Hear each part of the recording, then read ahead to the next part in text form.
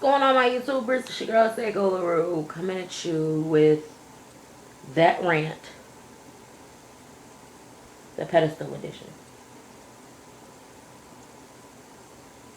Have you ever wondered why some of these celebrities lose their mind?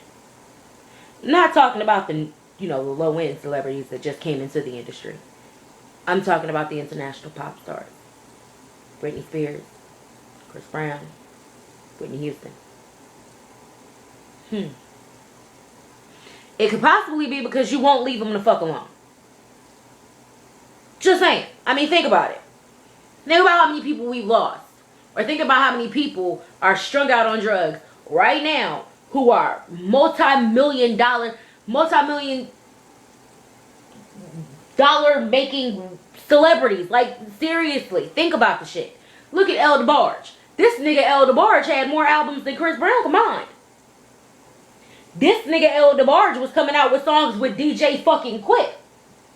This nigga El DeBarge had songs with 50 Cent. This nigga El DeBarge is a fucking superstar. And guess where that nigga was for 6 months to a year? Fucking rehab. That nigga got off drugs, went to rehab, came back in the industry, made an album. Everybody expected so much from him. He got himself right back on drugs again, and then ended up having to have to go back to rehab. Congratulations to El DeBarge. He's been out of rehab for about 3 months now. Congratulations to him. He did it. He did it. I'm proud of that nigga.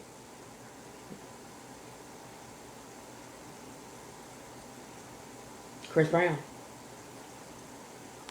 Now think about Chris Brown's situation. Just think about it. Y'all motherfuckers do not realize that nigga was 19 years old when he made that mistake. And I don't like to say, okay, well, Rihanna bought it on herself, because I've never said that. But what I have said is, you can't continue to lay hands on a man on a regular basis and expect him not to eventually hit you back. So I'm not saying, oh yeah, well she bought it on herself, she should have, whatever she did in that car. I will say there was some provocation in the Chris Brown Rihanna situation. There had to be. Because there had already been stories that, she was hitting him in public places. And there was one story where he shook her in public. Like, yo, quit playing. He shook her. Now, I'm a firm believer there's nothing wrong with shaking a female if need be. If the bitch is out of line, if the bitch is wilding for no reason, shake the bitch. I mean, if she's like me, she's going to look at you like, do it again. Because I'm weird like that. But there's nothing wrong with shaking a female. Hitting a female is a different story. I don't feel like any female should be hit. But I also, and here's where the double standard comes in. I also don't feel like females should put their hands on a man thinking that, oh, because I'm a girl, he's not going to hit me back. That is a major double standard. A major one. Men can't hit women, but women can hit men all day? No. Men are humans. They have human impulses. If you hit him and he's getting tired of it, he's going to hit you back. But everybody is looking at Chris Brown like he's just the most terrible person in the world. Like he's a monster, and he's not. He's a dude that got fed up. That's it. He got fed up with being slapped around like a bitch, so he hit back. Period. And yes, it was a mistake to hit a woman. And I'm not saying I condone it, but I understand it. Which is why when it happened, I didn't go so hard on him. I refused to. He was young and dumb. He made a mistake. Let it the fuck go. As long as Rihanna has forgiven him for hitting her, and he's forgiven her for hitting him, point blank period.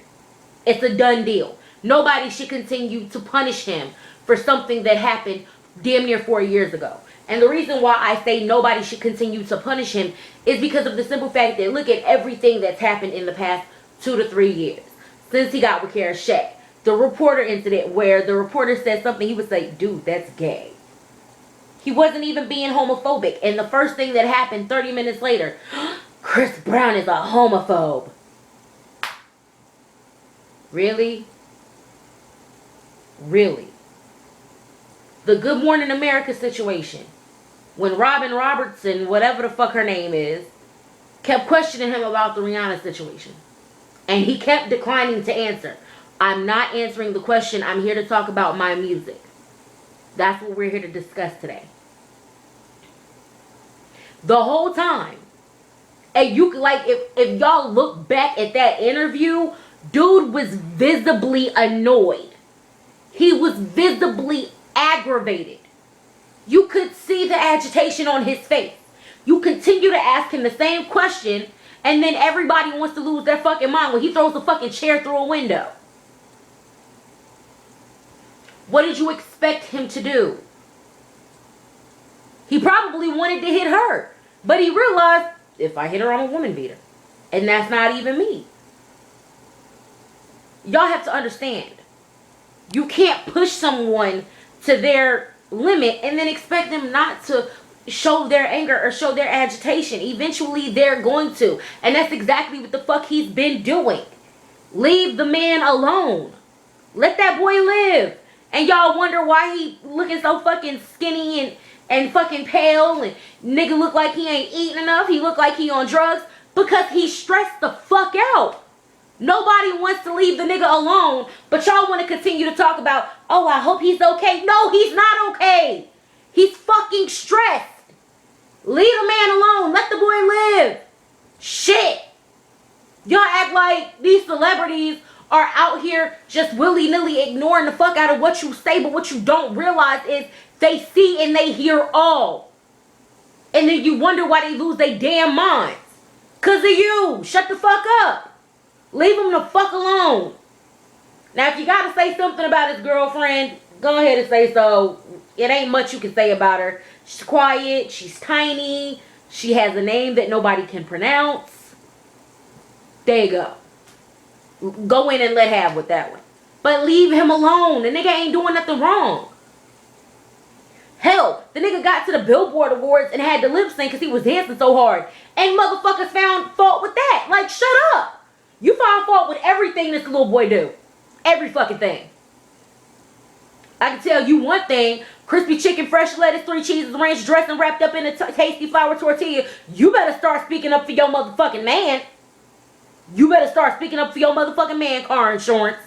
And I mean that shit. And Rihanna, you have the power to make America shut up and you won't do it. In your interview with Oprah, you said everything but what people wanted to hear. We want to know what really happened in that fucking car. What did you do to provoke him to beat your ass the way he did? Because that's not some, oh, you know, he hit me, you know, he shook me a couple times, but that was it. No, that was pure T built up anger. That shit, that anger, that aggression, that pain, that hurt, that shit was sitting in his system for a while for him to hurt you the way he did that one night. We wanted to hear you say exactly what happened in that car. You saying he's not a monster. He needs help. Why does he need help? What did you do to make him that mad that he beat you like that one time? Because if it was a reoccurring thing, Rihanna would have always had bruises.